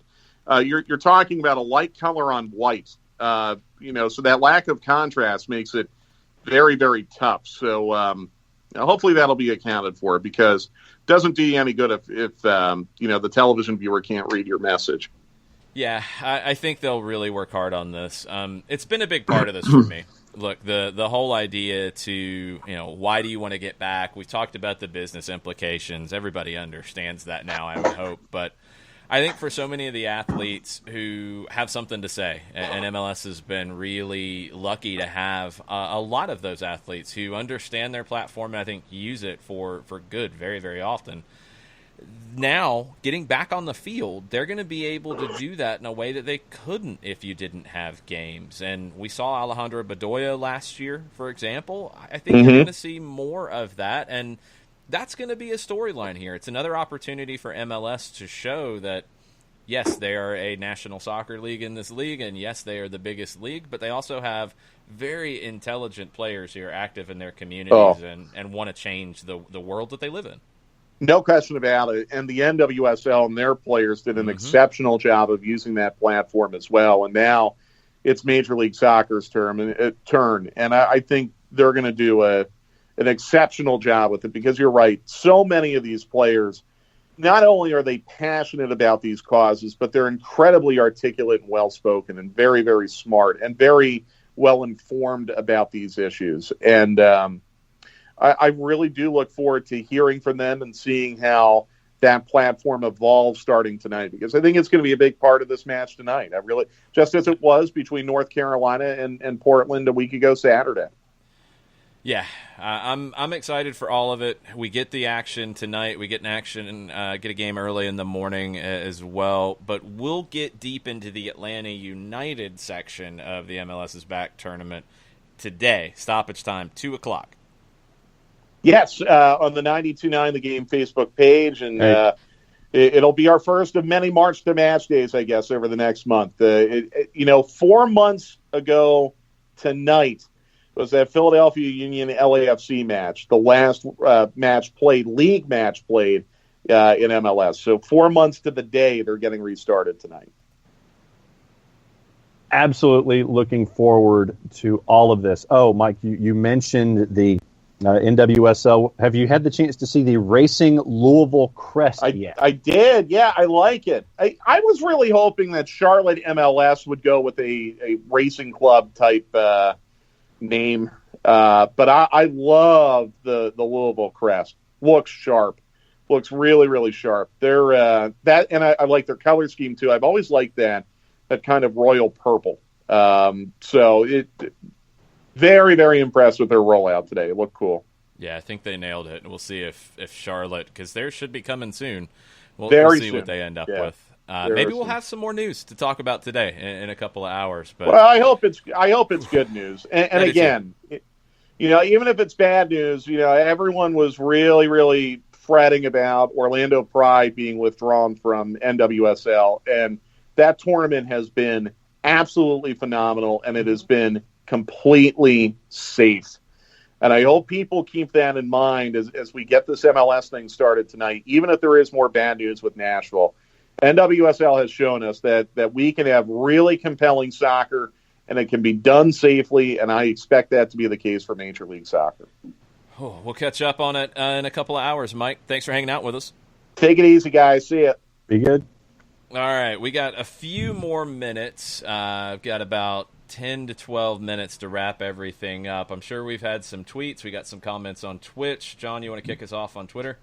Yeah, Turner Kirby, hashtag UTB, up the Bearcats. Just a daily reminder from Turner that COVID Cup should not be an account that mainstream outlets use for news and shouldn't be retweeted as truth without some sort of confirmation. Can Saturday just be here already? Yeah, I'm ready to get games started. I really do think that some of the friction, and I've said it many times, I don't understand it. I don't understand the mentality. I'm with Mike. I'm really tired of it and frustrated about it because this league and this game, especially in this country, leave the league out of it for a second. The game is better off if this goes well. Is it hard? Can you guarantee that it goes well? No, you can't. As we've seen with anybody in anything in any industry who is trying to do anything right now, it's difficult because you don't have a track record to fall back on. You don't know how to do it. You are figuring it out as you go. Mistakes have been made. They will be made. But blame the right people. It's felt like attacking the league. I mean, some of the comments that I see when things get said, it's just mind-blowing. And you know where it's coming from. And I don't understand why the national media in this league, we've talked about it from a national team perspective. We've talked about it from just an American soccer perspective. I don't understand American soccer self-loathing. I don't understand the inferiority complex. I don't understand these things. And they hold the game back in this country. MLS has a lot to do to grow at the moment. They have a lot to do to maintain what they have. And maybe they have a lot to do to survive. These things are not guaranteed at this moment. And the league needs support, and it doesn't need pity. It doesn't need any of these, it doesn't need people to lie. Just report on the facts. Where I get frustrated is things like an anonymous account becoming a newsmaker when there are things that are posted that are not accurate. And as an anonymous account, there's no accountability. And some of the things that are not accurate just get deleted and disappear, and you might not know they're there. But then you see things said in other folks, other people mentioning things that have been proven to be inaccurate, and it's very frustrating. So I don't think the game benefits from this going poorly. I don't think it's a good thing at all for this to go poorly. I give the players and the staff and the league staff a ton of credit for getting the league to this point and getting back on the field tonight. And I hope it's the same thing that we've seen in the NWSL, where once the games got started and people started talking about soccer, the narrative changed a little bit. Even with, in the NWSL, the anthem stuff that distracted people, and that became the story for a minute. It quickly came back to players like Shea Groom. It came back to players who have stood out in this event. Rose Lavelle's performances, Rachel Daly's performances, the North Carolina Courage's level of play. It's turned back to that. I really hope that's the same with MLS. Prophet of Mars 1. Given right now the format is unbalanced due to FCD leaving, they'll need to announce something, in all caps, to rectify this. The cleanest said with irony solution is axing Nashville, moving Chicago. It is. It is the best thing from a format perspective, but you don't want to do it. Perception is part of it. You don't want to take an opportunity away from Nashville. You want to give them every opportunity to play. You'd like to have a good problem to solve with only one team that isn't able to play, and then solve it and figure out how to make things as balanced as possible. We don't know if that's going to happen. I do agree. I think an announcement's going to have to be made either way, and a commitment's going to have to be made either way by the time we get to the broadcast tonight. I think that's where you're at. And no, that's not ideal. No, that's not what you would plan for. That's not what you want when you're organizing a competition or a league, but that's the world we're in right now. Nothing is easy to answer straight away. The Colonel's in a couple times this morning. In all caps, he has match day. 1 p.m. Swans TV. Swans looking for Liverpool's Rhiann Brewster to carry them to within a point of the playoff places. Come on, Rhiann, lad. Nap. Then at 8, the Colonel gets the remote. So okay. The Colonel is jacked up about all the programming. Tafka's in this morning. He said, "Woo! You ain't kidding. Tafka, after all the argument over the tournament, Is it safe? Is it not? Should it happen? Should it not? FCD is gone. Nashville by a thread. Man, does it dwarf my anger with pre-drawing Miami into Group A. Yeah, I forgot about that one, Tofka, didn't you? I'd forgotten all about that. That was a long time ago, except it wasn't. But it was, but it isn't. Yeah. But yeah, welcome to COVID-19 land, because that's where we're at. Katie Weaver appreciated the call out from Kevin Egan. Sadly, she was dead last in the last SDH Trivia Fun, but she's trying to clear the calendar to join tomorrow. Thanks for supporting #Soccer in the Streets. Come on, you can do it, Katie. El Mataflo, up at the Swans, #YJB. So we have our Swansea contingency in this morning. Percy Herrera sees tweets from Felipe Cardenas and Darren. Wanted and is thinking that these are contradicting points. So Mike, in Darren's conversation with Dukes and Bell, says that teams aren't coming into contact with each other at the hotel at Disney World, says there have been rare instances of teams seeing each other from a distance. And then Felipe came in last night, players from different teams already mingling, though it's probably inevitable. And Felipe says, last night an Atlanta United player took a selfie, now deleted, with a player from another squad. Only one of those players had a mask on. And so that was where Percy said that it seems like those are contradicting points. I'm not there, so I can't tell you. Yeah. They might be. Darren's not with the players and every player 24/7. So, I mean, I think we're trying to look for something here that, yeah, you're going to have players that are going to interact. It's going to happen, but that's the whole point of the bubble, right? That's the whole point of the testing and all the procedures. They do need to be wearing masks. There's no way around that. That should be the case. But as we're seeing in the world, this happens. This happens where people aren't wearing masks 24/7. People who will tell you to wear a mask. I can't tell you how many times I've read somebody say that, they have caught the virus, but they wear a mask 90 to 95% of the time. Well, it's not 100. Mm-hmm. People are people, and people do make mistakes, and people do forget, and you can't. That's the world we're in right now. These guys they're people. They're going to forget sometimes.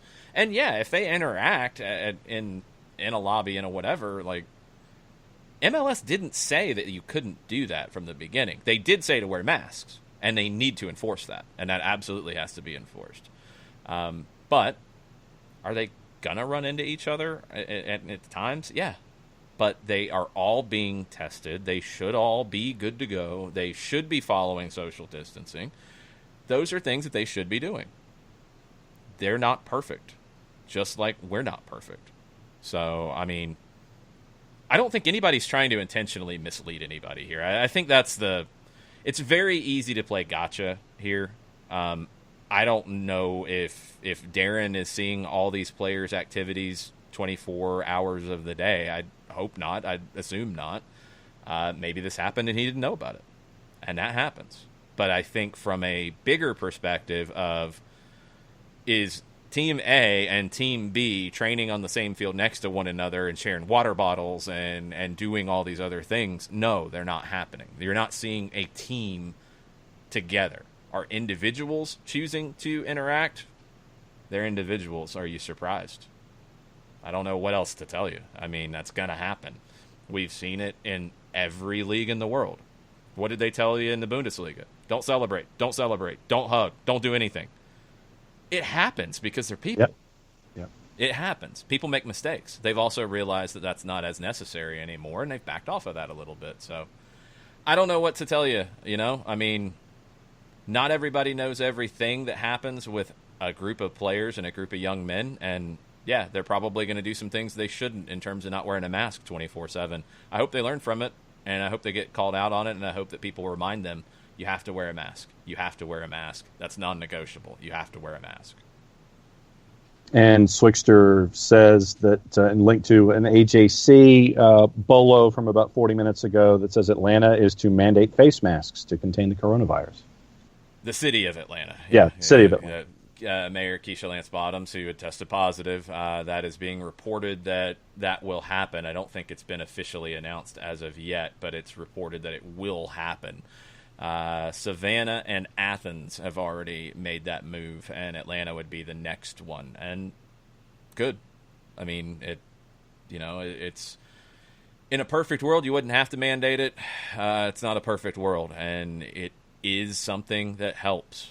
There's just no way to argue that it hurts at this point. That's the issue that I don't understand anymore.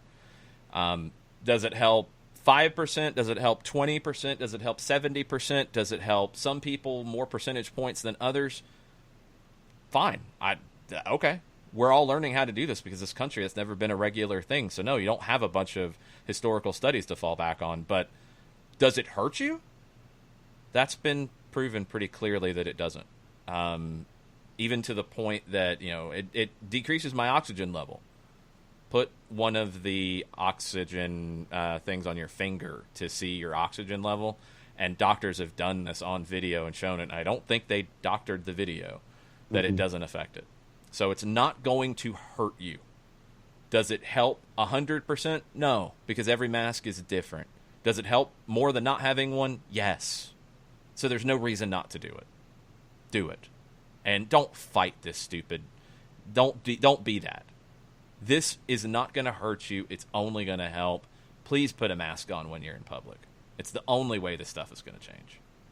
A couple of other things quickly, because I know we're up against it, at least on the Twitter side. Both Bartimus Prime and Tofka say that Race in Louisville nailed the crest design. Ricky Ricardo saw the Miami video and wanted to know if one of Miami's sleeve sponsors was Coca-Cola. Well, Coca-Cola was on the sleeve, so I'm assuming that would be a yes.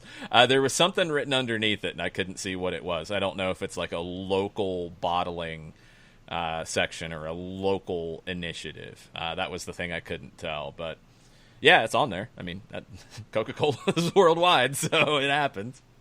And then the Colonel came back in. That's the last one on Twitter. And we were discussing all of the TV production elements, and Mike said he wasn't a fan of what Fox was doing with the drone. Colonel says, Mike watches soccer like John eats.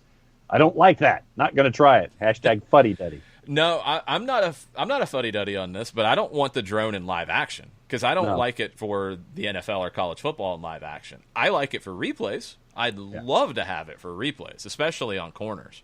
Would love to have it. You have the corner. You show the normal view we're used to where you can see everything as well as you possibly can. And then in a replay scenario, give us the drone shot.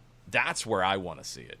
I hope that a lot of the extra bells and whistles are used in replay as enhancement more so than changing the way we're used to seeing the game, because that can be weird and it's tougher for a producer because they're not used to using all those tools and maybe they don't get used as well. Hopefully they're better than the fake crowd noise folks with the Premier League who are the worst in the world with it, and they haven't gotten better. They're always off. Oh, so bad. Always. 2 or 3 seconds late, and it's really bad. Anything on your end before we have to go? Yeah, Atlanta Phoenix, not a fan of the betting lines on the MLS webpage. Stick with Game Time Channel and Records. Boo betting lines, boo. You could put it in a separate section. I'd be fine. Yeah, I like that they're not hiding from it. I do think it can help a league get a little bit of extra attention. In the schedule format at the top, could you put it on the game page maybe? I'd be fine with that. Either way, as long as it's there and easily accessible, I'm good with it. KFC enjoys when Gwen and Fred get recognition on the show, so that's always good. Gwen appreciates that. Adam from 816 says Reggie Cannon's getting some interest in Portugal as well. Doubts we see him in MLS again. I don't know about that. He is getting interest, and I think he will go to Europe in the next year to 18 months. But I don't know if it happens in this upcoming window because there's not a ton to go on with him yet. It could. I hope he goes to the right situation. He needs to play. He doesn't need to go to a big club to go to a big club. He needs to play because he's still developing. I hope that he picks the right place to go. All right, that's it for us today. Rest of the day, here's what you got coming up. You've got an interview on, you're putting hands up and what are you doing? 2:00 on the Facebook page. No, I wasn't even starting with that. See what happens? First up, on the 92.9 The Game Facebook page, you will have an interview with me and Stephen Glass getting you ready for the return to action for Atlanta United 2. That'll be up before stoppage time, which is at 2 o'clock. Myself and Mike Conti. Put your two fingers down. I'm afraid you're trying to flick me off or something on the screen. I don't appreciate that. All right. That's all today. Game tonight at 8 o'clock in MLS, Orlando, Miami. First game of the day is NWSL at 12:30, then another one at 10. Tomorrow morning, I'm on with 92.9 at 1:20 on the midday show, so that's also add to the mix today. You can listen on radio.com if you're not near a radio. So then tomorrow morning, I'm on with John and Hugh at 8:20. After that, we'll have some form of some kind of a quick preview in some way. It might just be me talking into my phone just to get something out there for you guys ahead of New York City and Philadelphia. That's a 9 o'clock broadcast tomorrow morning. It's set to end at 11:30. It's a 2.5-hour window. So at 11:30, we will be on with a normal Soccer Down Here morning show. And then tomorrow at 7 o'clock, we have the Soccer in the Streets trivia with myself and Kevin Egan, and you can go sign up for that. Any donation gets you in. Any donation. You donate $1, gets you in. If you can donate more, please do, because they need it. And that'll get you into the trivia contest. And then we'll be back Friday morning with a normal show, if we're still able to talk at that point. And then Saturday, Atlanta United plays. Craziness. We'll be back later. Mucha plata, y'all. Tafka loves the drones. Mucho plata, y'all.